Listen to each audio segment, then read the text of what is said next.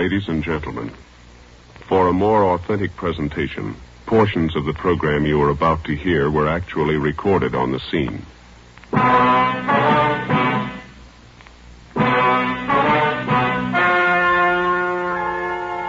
story you are about to hear is true.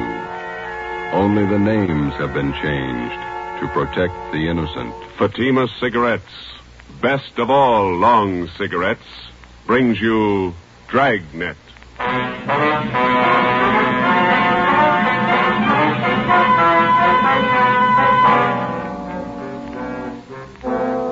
You're a detective sergeant. You're assigned to robbery detail. A gang of hold-up men have been running loose in your city. They've committed more than a dozen robberies. They're heavily armed, quick to shoot. Your job, stop them. If you want a long cigarette, smoke the best of all long cigarettes. Smoke Fatima. Fatima is the long cigarette which contains the finest Turkish and domestic tobaccos superbly blended to make Fatima extra mild. And that's why Fatima has a much different, much better flavor and aroma than any other long cigarette. That's why Fatima is doubling and redoubling its smokers. So, if you want a long cigarette, smoke the best of all long cigarettes. Smoke Fatima. Dragnet, the documented drama of an actual crime. For the next 30 minutes, in cooperation with the Los Angeles Police Department, you will travel step by step on the side of the law through an actual case from official police files. From beginning to end, from crime to punishment, Dragnet is the story of your police force in action. It was Saturday, July 21st. It was hot in Los Angeles. We were working the night watch out of robbery detail. My partner's Ben Romero. The boss is Thad Brown, chief of detectives. My name's Friday. I was on the way back from the record bureau, and it was 6:55 p.m. when I got to room 27A. Robbery detail. Hi, Joe, you ready? Let's go. Where'll I dump this top coat? There. It's too hot out tonight for that. Yeah. The rest of the guys take off already? Yeah, we better hustle. How many men are working this thing tonight? Must be at least 50, covering every drugstore in the South Central area. Which one did we draw? Naomi in South Alameda, Rex Pharmacy. Yeah. Parking lot across the street. We can cover the pharmacy from there. We better check out a Thompson from the business office first, huh? It's a good idea. We might as well be ready. They are. Who got the tip the gang was moving into the south end of town? Johnny Powers, one of his informants. Okay, here we are. Business office, Blair. Yeah, I'll take care of it. Thanks. Hey, Blair, do you want to check out a Thompson for us? Okay, Friday. Have you done it? Yeah, kind of. There's a sign-out book. Thank you. Hey, you might as well give us a shotgun while you're at it, Blair. Okay. Check these out for an hour. Sounds like a busy night for you fellas. Maybe. Thompson's okay. So the shotgun. Want to sign up for the shotgun too, Joe? Yeah, okay. One Thompson submachine gun, one shotgun. You got those serial numbers there, Blair? Yeah. Thompson 67811. 67811. Yeah. Shotgun 655228. 5228. Okay. Signed, Joe Friday. Serial number 2288. Ben Romero. What's your serial number, Ben? 2633. Oh, yeah. 33. 6 shells for the shotgun, 50 shells for the Thompson, okay? All right, I'll sign for him. Okay. Gang's pretty rough, I understand. Gun heavy. Yeah, that's what they tell us. Okay. Here's the book, all signed. Okay. Here you go. A lot of firepower there. Yeah. Hope you don't have to clean them when we bring them back. We went down to the basement of the city hall, picked up our car, 80K, and drove out to Naomi and South Alameda streets. We located the parking lot and pulled in. There were 4 other cars parked in the lot so we wouldn't be conspicuous. Ben and I got in the back seat out of the light. From our vantage point, we had a clear view of the entrance to the Rex Pharmacy across the street. We had the shotgun and the submachine gun on the seat beside us. We listened to the calls coming on the radio, and we waited. 13J, stand by. There's no cooler here than biz in the office. Yeah. Hot and sticky, huh? Yeah. Paper says it's going to be worse tomorrow. Roll down your window, will you, and get some air in here? Yeah, huh? The pharmacy isn't doing much business. Not more than a dozen people in there in the last hour. No soda fountain, I guess. Sure is hot. You have to talk about it, huh? It helps. What time you got? 10 minutes to 10. No smoke? No, thanks. Yeah, I'll get it. That gang's gonna show up here. Wish they'd get it over with. Fellas might have got a bum tip. Well, the gang hasn't missed a weekend for 2 months. I wonder how much time the average cop spends waiting. I don't know. Put it all together and make a fine vacation. What do we do, sit this out till the pharmacy closes? Yeah, 2 a.m. Sure is hot. Yeah. Midnight came and passed. The traffic on South Alameda thinned out. Only an occasional customer entered the pharmacy across the street. Ben kept complaining about the heat. We waited. Well, that's it, Joe. There go the lights. Drugstore's closing. Yeah, the guy's locking the doors. There he goes. We might as well shove off, too. Yeah, let's get in the front seat. There's not much call for this shotgun tonight. There's no use checking it in. Same duty to mine, eh? Attention all units. All units in the vicinity of 8th Hill, on the corner of Hill and Geneva Alley, the 211 and shooting. Code 3. Hit the light. Yeah, come on, let's roll.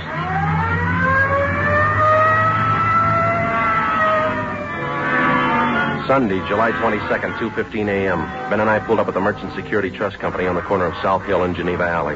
2 patrol cars were already on the scene, and 4 uniformed officers were trying to keep back a crowd of people who had gathered at the top of a flight of marble stairs which led off the street down one flight to the bank's ninth depository. At the bottom of the stairs, an elderly man was sprawled out face down, his right arm twisted under him. The man was dead. Ben counted 5 bullet wounds in the victim's back. We interviewed the only witness, a young sailor. My name's Vasey, Sergeant. Don Vasey, quartermaster, 2nd class. Here's my ID card. You saw the shooting, Vasey? I was about a half a block away. I just came out of the bar down the street there, the Top Hat. Yeah? Had a couple of beers, then I left and I started walking back to the hotel. When was that? About 5 after 2. Mm-hmm. Go on. Well, before I got to the corner, I saw this man ahead of me. He crossed the street and headed over for the bank. Then this car pulled up and some guys got out. They ran over to the man and it looked like they were frisking him. Yeah?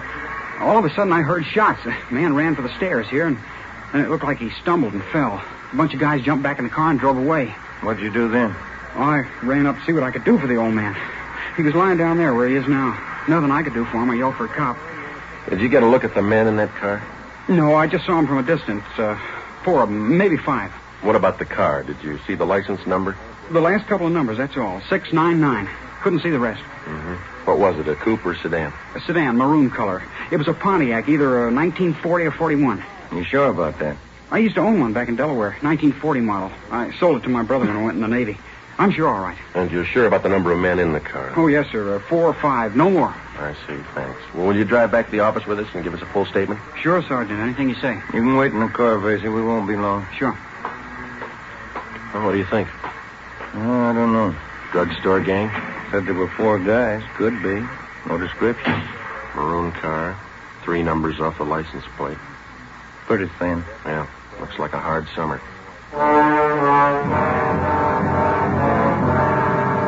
We completed our preliminary investigation. The coroner arrived and the body was taken to the county morgue in the basement of the Hall of Justice. The victim was identified as Walter Conroy, the proprietor of the Flowerland Dance Hall on South Hill Street. Together with officers Fremont and Hurst from homicide, Ben and I spent most of Sunday tracking down employees of the dance hall and interviewing them. We sent a rush teletype to the Department of Motor Vehicles in Sacramento containing the partial license number, plus our scanned information on the car, which the suspects drove. Early Monday afternoon, Ben and I, along with Captain Ed Walker of Robbery Detail, met with Chief of Detectives Thad Brown. What kind of a motive are you working on? Robbery. The dance hall manager, Conroy, was on his way to the bank's night depository when this bunch caught up with him. He had the night's receipts with him from the dance hall. How much did they get, Walker? $350. They missed over 1,000 Conroy had in an inside pocket. No idea who pulled the stick up? Could have been that drugstore gang. Why them? They haven't missed working a weekend night for 2 months. There's no sign of any other job that they might have pulled Saturday. Just a hunch, Chief. Nothing to go on. We'll have to guess our way for a while. Sacramento checking the description of the car, the numbers off the license plate? Yeah, ought to have an answer this afternoon. Any leads on the drugstore gang at all? Plenty. None of them good. Suspects are loaded down with guns. That's all we know. Excuse me. Brown speaking. Just a minute. Friday's for you. Okay, thanks. Reach it over here. Friday. Yeah, Ralph. How many? Yeah. Okay, thank you. Well, I got an answer from DMV, Sacramento, about the holdup car. What'd they say, Joe? Well, they looked up the possible combinations of 1940 or 41 Pontiac sedans with the number 699 on the license plate. Yeah? 123 possibles to check. Not much choice. No car of that description on the hot list. The killer might be the legal owners. 123. Well, even after we check them, we still might not have the right party. That's right. If we got a better lead, we'll work on it. Nope. Well, then ride this till it falls apart. For the next 13 days, Ben and I, Fremont and Hurst from homicide, plus a half a dozen other men, hacked away at the list of 123 car registrations, any one of which could have been issued to the holdup car. The color of the sedan didn't help us much to start with, since California vehicle registrations do not include the colors of the cars. After 14 days of gradual elimination of possibles, the field was narrowed to 6, then 4, and then 2. August 6th, Monday, 5:30 p.m. Ben and I were called to Thad Brown's office. Gentlemen, you check out that last possible yet? About 20 minutes ago. It didn't pan out. What about Hurst and Fremont? They had one left. Right here. Could be the answer. Yeah. 1940 Pontiac sedan, license number 4XA699. Last registration, San Diego. Sounds good. We teletyped to San Diego police. They say the car's been sold to a woman out in Santa Monica. Anyone checked her? Well, that's what I want you two for. San Diego and Santa Monica. Well, it's in the right area. Can't afford to miss now. I hope it's the right one. Well, it's got to be. Check it. Ben and I checked the woman in Santa Monica, Mrs. Fielding. She told us that she had sold the car 6 months before to a friend who lived in Bakersfield. We contacted her friend. He told us the car had been traded in by him to an auto dealer in Pasadena. We checked the dealer. He said the car had been sold off his used car lot 2 months before. The new buyer had given his name as Emil Thurston. 2 names were given as reference, Lloyd Newton and John Lacombe. We ran a routine check through the record bureau.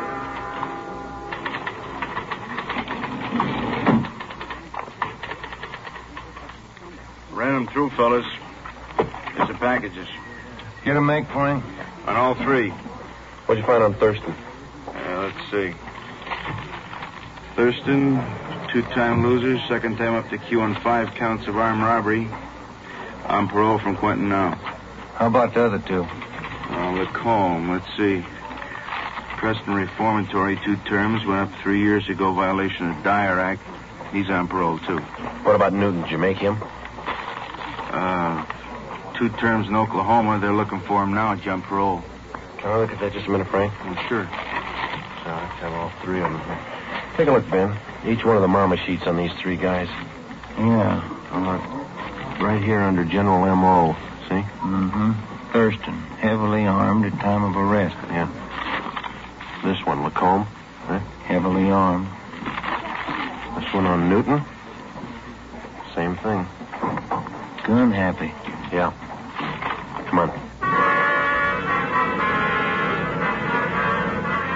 At the time he purchased the car, suspect Emil Thurston listed his home address as 1517 North Hoover Avenue. Previous robbery victims positively identified Thurston and his companions. At 1517 North Hoover, the landlady also identified Thurston and his companions as tenants. She told us they drove a red sedan and they parked the car at a Temple Street garage. An immediate stakeout was placed on the apartment house, and we started a canvass of Temple Street garages from Hoover Avenue down to Rampart Boulevard. At 4 p.m., Ben spotted the car in Donnelly's garage on Temple Street near Michigan Drive. The garage attendant told us that the owner of the car had given his name as Emil Thurston. We showed him the mug shots. Yeah, used to park his car in here a while back. Then he came in yesterday morning with these two guys and said he wanted a paint job. Doesn't look like he needs a paint job to me. They offered me $20 extra if I do it in a hurry. He wants the car painted green. When's he going to call for the car? About 10 o'clock tonight. These jobs take time. He's not going to like it if the car's not finished. He won't like it if it is. Come on, Ben.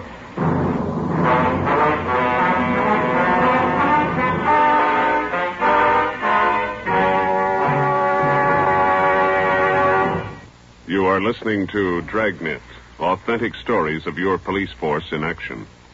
Now, here is an authentic report from Fatima Cigarettes. In 1949, Fatima doubled, tripled, and quadrupled its smokers. In 1950, enjoy Fatima yourself. You'll find Fatima extra mild.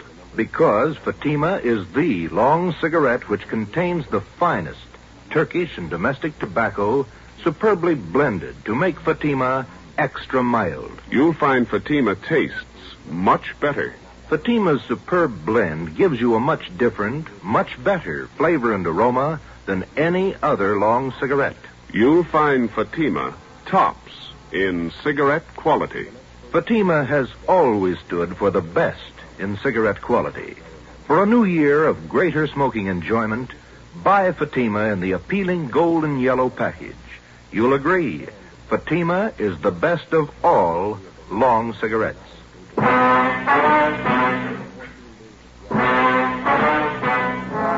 7 p.m. Tuesday, August 7th. Chief of Detectives Thad Brown and Captain Ed Walker swung the entire robbery detail into action. The stakeout at the apartment house on North Hoover continued.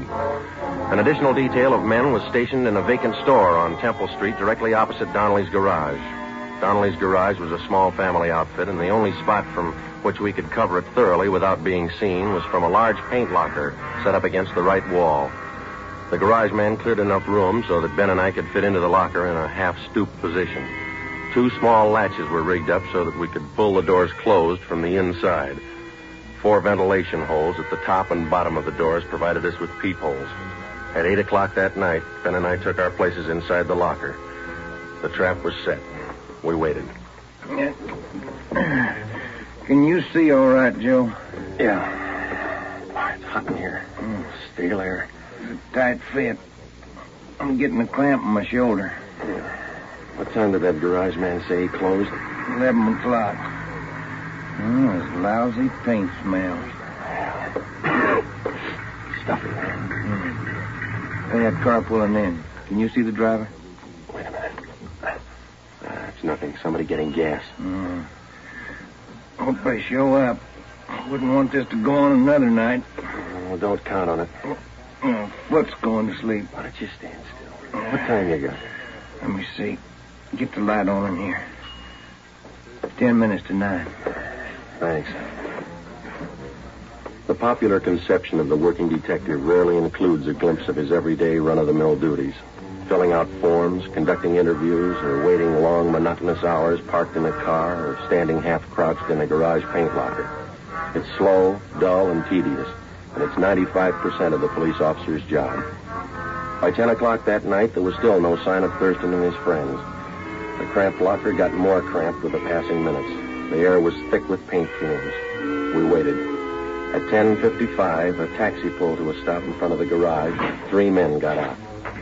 You see him, Joe? Wait till they step into the light. There's another guy still in the cab. Here they come. There's the first guy. Yeah, it's Thurston. 4th guy's getting out of the cab. That looks like Newton, doesn't it? That's him. Yeah, it's Lacombe right behind. Fat guy. Here they come. Sure do look the part. All right. Unlatch your door, but don't open it. Yo. Quiet, Ben. What's the matter? That latch is stuck. Wait a minute. Did you get it? No, it's really stuck. All right, tap it with your gun stock. Come on, easy. There. There it is. It's loose. Good. Can you see where they are now? Yeah. Talking to the garage man. Stop looking this way. Now, they just stay that way, huh? You ready? Okay. Don't tip them off till we're right on top of them. Let them get away from that garage man, huh? Right. All right, let's go. Approximately 25 or 30 yards separated us from the suspects. I glanced across Temple Street at the vacant store where Thad Brown and the other men were staked out. 25 yards is a long way to walk when you're approaching a murderer, and you know that he won't hesitate to kill you in order to escape. Ben flipped the safety off the machine gun. We were almost halfway across the garage, 15 yards away. Thurston turned and saw us. Look out, Joe! Stop them! I got one of them! They ducked behind the car, went up the stairs, 3 of them. Come on! Where they go? Up the stairs. Over!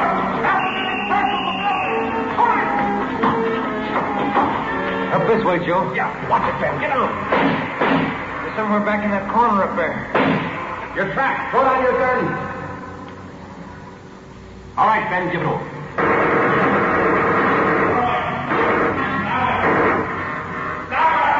Throw down your guns. Throw them down. There's 3 of them. 6 of them. All right, now come on down with your hands behind your head. Cover me, Ben. I'll frisk them. Right. You up on the end. Get your hands in the back of your head. All right, stand still. All right, next one. Go on. Clean. All right, look home. Watch him, John. All right, you. Rest of you, stand back. Keep your hands up. You all right, Joe? Yeah. 2 more guns on him. All right, you two, hold it. Here comes the chief. Yeah, I'll get these guns together here.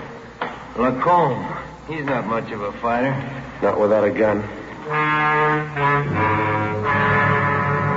The suspects were booked at different divisions to keep them separated. Emil Thurston and Lloyd Newton were taken to Hollenbeck Park and booked on suspicion of armed robbery and murder. John Lacombe was booked at Highland Park Jail on the same charges. The other suspect, who had been wounded in the escape attempt, was identified as Harold Steves, 19 years old. He was treated for a leg wound at Georgia Street Receiving Hospital and then transferred to the prison ward at the county hospital. During the next 2 days, each of the suspects was questioned individually. Thurston, Lacombe, and Newton would admit nothing. The 19-year-old Steves broke down and agreed to turn state's evidence. We took his statement to Chief of Detectives Thad Brown. Gentlemen, what did the boy tell you?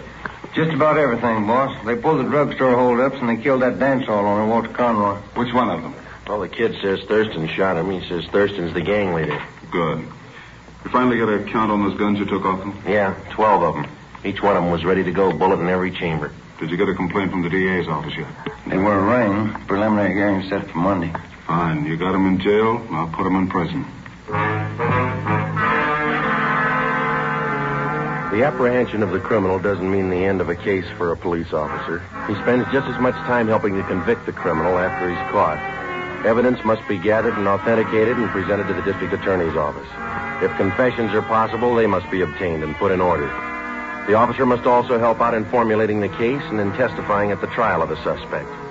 On October 30th, almost 3 months after the Thurston gang was apprehended, they were brought to trial in Superior Court. It was a routine affair. Harold Steves took the stand and told the story of the gang's activities. The victims identified the suspects and testified to the robberies. Both Ben and I took the stand and testified to the arrest and possession of guns by the defendants. We received no cross-examination. On the morning of March 2nd, the case went to the jury. Ben and I had lunch with Lieutenant Rombo from robbery in the City Hall cafeteria, and it was 5 minutes past 1 when we got back to the office. Oh, it sure was good soup today. Yeah, it was a nice lunch. You want to check the mail? I didn't yet. Oh, I'll get it. Robbery Friday. Yeah? When? Right. Lacombe and Thurston. They just broke jail. Within 7 minutes, a dragnet for the escaped criminals had been thrown around the entire city. Chief of Detectives Thad Brown directed the operation. At 14 minutes past 1, he called us to the photocopy room. The machines were turning out duplicate mugshots of Thurston and Lacombe for distribution at the rate of 1 every 4 seconds.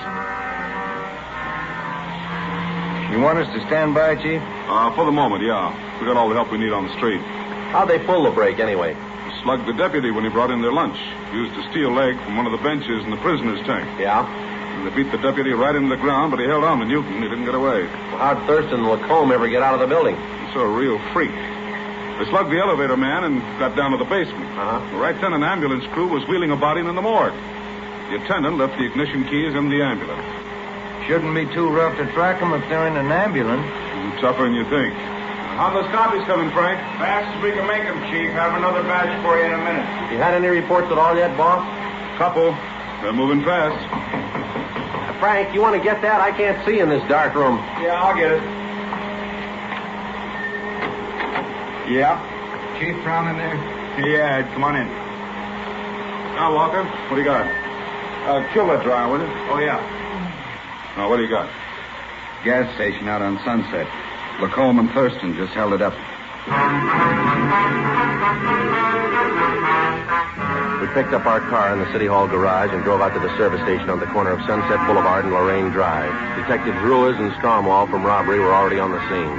The two escapees had abandoned the ambulance there, robbed the station of $56 in currency, and stolen a 1938 gray Packard coupe, license number 7 Robert 6336.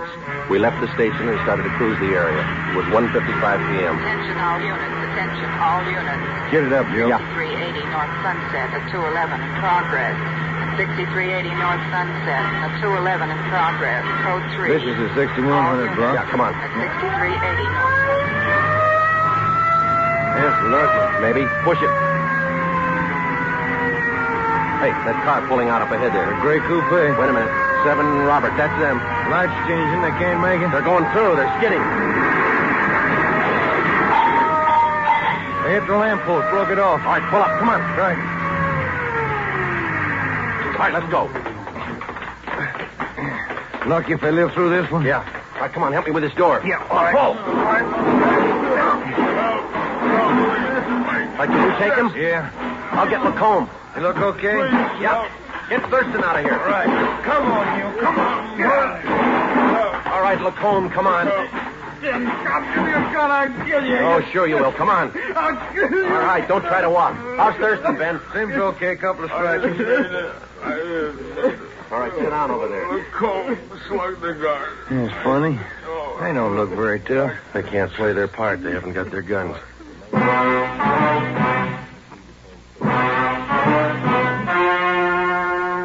story you have just heard was true. Only the names were changed to protect the innocent. On March 3rd, 1947, trial was held in Superior Court, Department 91, City and County of Los Angeles, State of California. In a moment, the results of that trial. It's amazing how many long cigarette smokers are changing to Fatima. Here are the actual figures. New York Division. Fatima sales up 132%. Chicago Division. Fatima sales up 453%. Los Angeles Division. Fatima sales up 545%. Yes, in 1949, more and more smokers discovered that Fatima is the best of all long cigarettes. They found Fatima extra mild. They found Fatima has a much different, much better flavor. They found the name Fatima means the best in cigarette quality. In 1950, enjoy Fatima yourself. Best of all long cigarettes.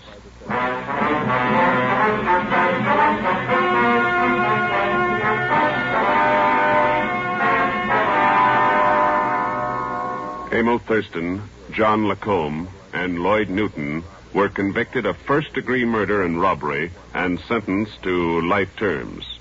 For turning state's evidence, 19-year-old Harold Steves received special consideration.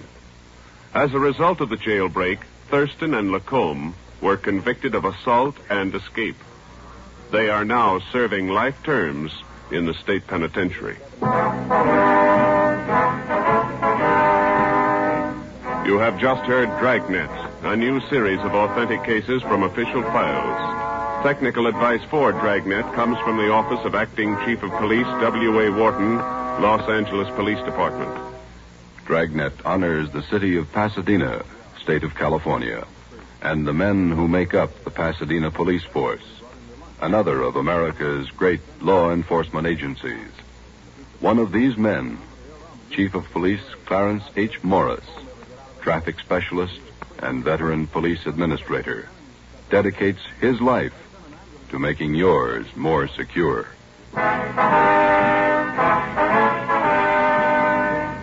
Fatima Cigarettes, the best of all long cigarettes, has brought you Dragnet, portion transcribed from Los Angeles.